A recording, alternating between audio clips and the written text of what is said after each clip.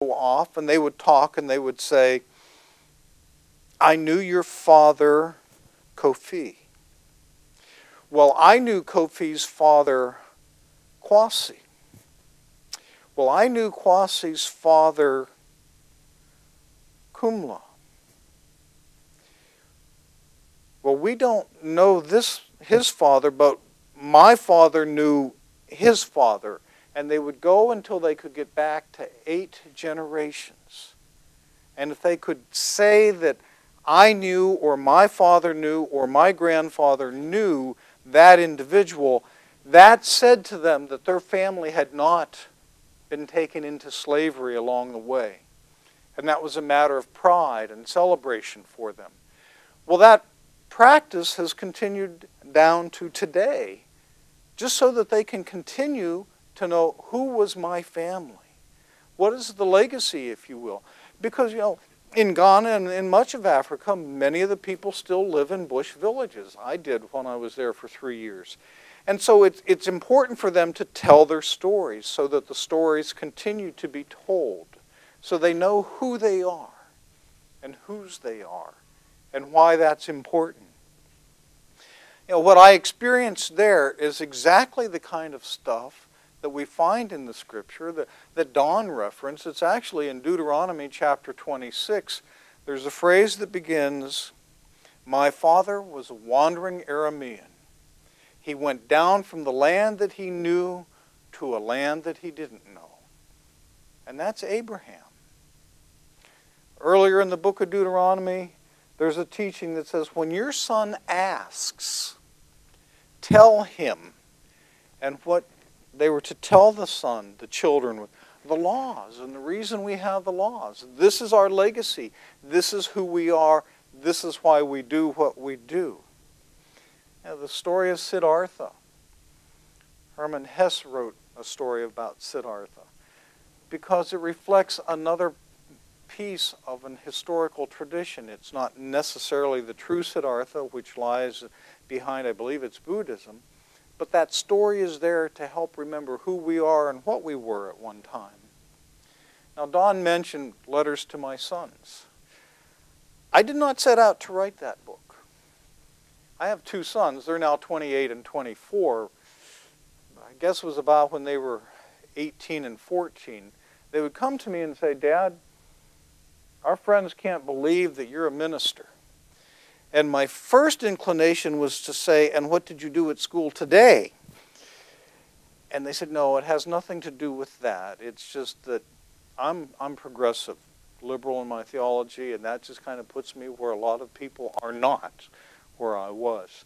And so they wanted to know, how did that happen? And I grew up in a small town, country town in northwest Pennsylvania. My dad was a bedrock businessman, Republican, and I'm an independent, and I'm everything my dad wasn't. And so my boys were asking a serious question. How did all that happen?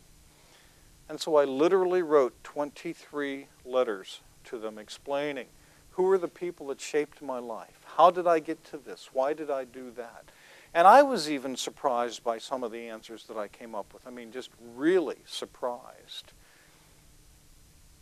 But the book got published. I submitted it. It's out there, by the way, if you're wanting to look at it, along with my other 2 books. But it's fun, and what came out of that, and what we're able to do when we do a legacy statement is, one of the things I dealt with was my brother. My brother was 10 years my senior.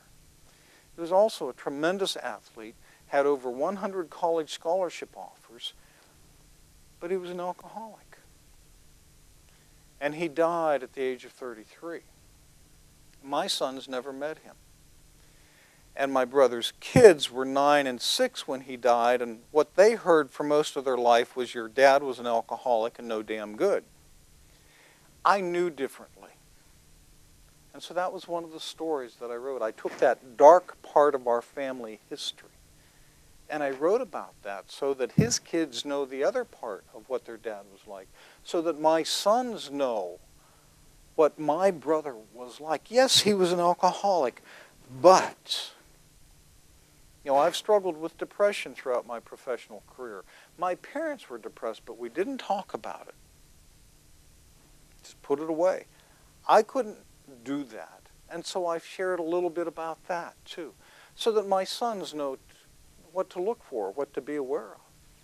And it motivated me to leave the occupation I'd had for so many years and to do what I am now, a writer. That's part of what we invite you to do in the personal legacy statements. Look at even the dark stuff, and how can we share that and help our families grow from that knowledge. Let me say one last thing. It's kind of this long as opposed to this long, but there are a lot of books out there on how to write your life story, how to write the family history, write your own autobiography, just on and on and on. I have some of those. As a writing coach, I keep referring to them. This is different. It's not a memoir. It's not an autobiography. It's not a history. It's a legacy. We're inviting you to look at your own life and not tell the whole story, but what are the critical pieces that mean so much to you that you want to pass on to your children and your children's children, so that decades down the road, your grandchildren will be able to say to their grandchildren, this is what my grandfather, my grandmother stood for. This is how they impacted our family and our lives. And that's what we try to do. So I want to come back for 1 second to the story that I was sharing about my great-great-grandfather, Abram Lee, and his son, Marshall Lee. There's some cool elements about Marshall Lee. He built a church. It was up on a hill. It's a big stone building. It's not going anywhere. You know,